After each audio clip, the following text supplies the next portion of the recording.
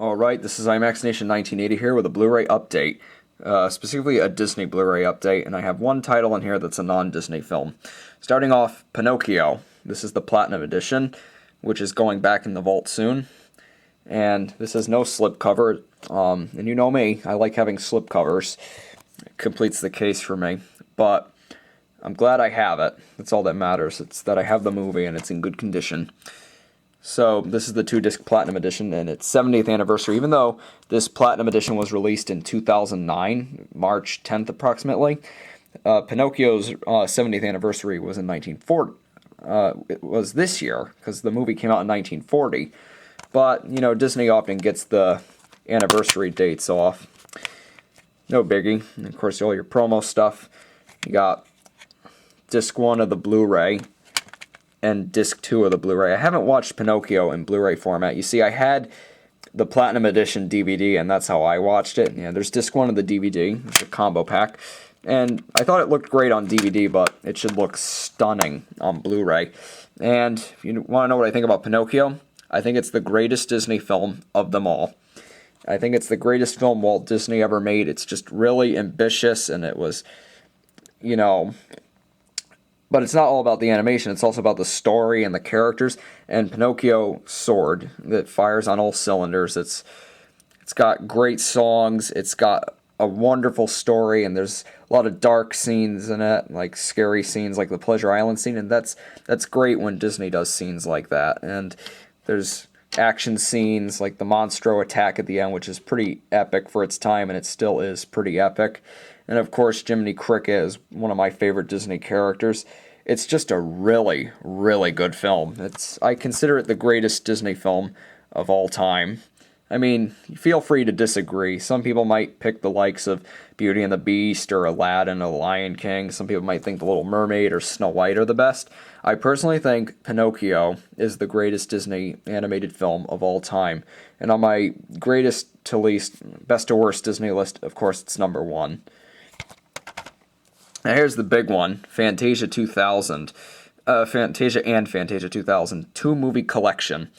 And I ordered this from the Disney Movie Club. It was the featured title, and this is the 4-disc combo pack.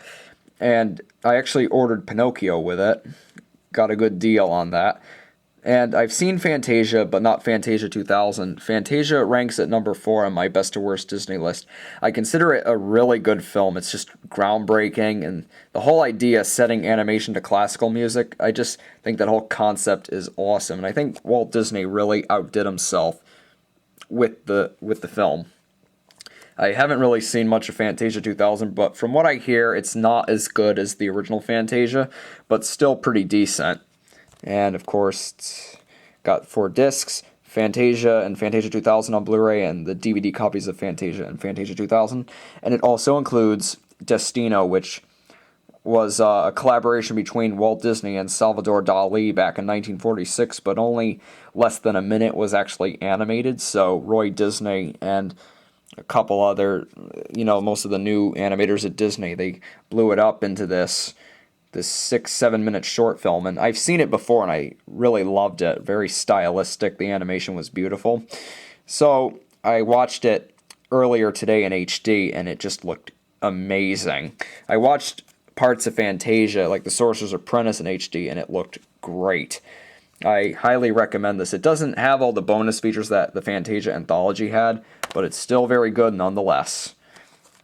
Here we got A Christmas Carol, which came out last holiday, and of course it's the motion capture version with Jim Carrey, directed by Rob Zemeckis, who also directed The Polar Express, another motion capture film. And I'm not a big fan of motion capture, but I still enjoyed this film. This is the regular version, Blu-ray and DVD. I didn't get the 3D Blu-ray combo pack, which has a red border and it has a nice 3D cover that looks a little bit different from this. And I watched this, and I actually liked it. I didn't think it was great, but I'd give it about a 7 out of 10. It was solid, and it was a decent retelling of A Christmas Carol. And it had a lot of, like, very action-packed parts. I would have liked to have seen this in the theaters, but I didn't, unfortunately. I heard it was a real blast in 3D. It seems like it was more visual, like there was more visual thrills in this telling of A Christmas Carol. Lots of very cool scenes, a lot of knockout scenes. It would have been nice in 3D, but I don't have 3D Blu-ray, so I'm not jumping onto 3D Blu-ray yet. But this is still nice, and I recommend it. It's a solid Christmas movie. Got Toy Story 3, excellent film. A great finale to the awesome trilogy. And usually 3 films, like films with a 3 in a title, usually don't live up to the first 2, or can be complete misfires. But Toy Story 3, not at all. It's just as good as 1 and 2, and it's the ultimate finale, the fitting ending to the series. And this is the 4-disc combo pack with the 2-disc Blu-ray. It's got disc 1, and there's Cars, Toons, Mater, Tall Tales. I have to get that. It's the only Pixar Blu-ray release I don't have. You got Incredibles coming out in March. I'm very excited about that. Got the bonus features on the Blu-ray, featuring 2 audio commentaries and a lot of short features, and the DVD, and the digital copy. It's a great set. And if you haven't seen Toy Story 3 yet, definitely check it out. It's the ultimate finale to the trilogy.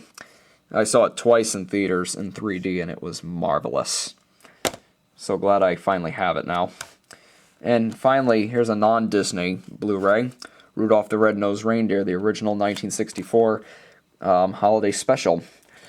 This is the version they're broadcasting now. It's basically the 1964 version of the movie, but with the ending from the 1965 version. And I was a little bit disappointed because the version I grew up with was the 1965 version with the song Fame and Fortune, but there's no alternate track on here, and the song is not even... There's no special features on the Blu-ray, so I'm a bit disappointed in that. The picture quality was clear, but parts of the picture quality looked like it was yellowish orange in a way, as if some of the film kind of aged and got different, lost some of its color or something. I don't know, it didn't look right, but it's still a decent Blu-ray package. I'm just disappointed that they didn't have any bonus features on it, or they didn't have the alternate 1965 version of the movie. They just had the version that's being broadcasted now, which is basically the 1964 version, but with the 1965 ending. But still, I'm glad I have it, and it's just too bad. I was expecting more out of this set. I think they should do Rudolph better justice on Blu-ray with more bonus features. So that was it.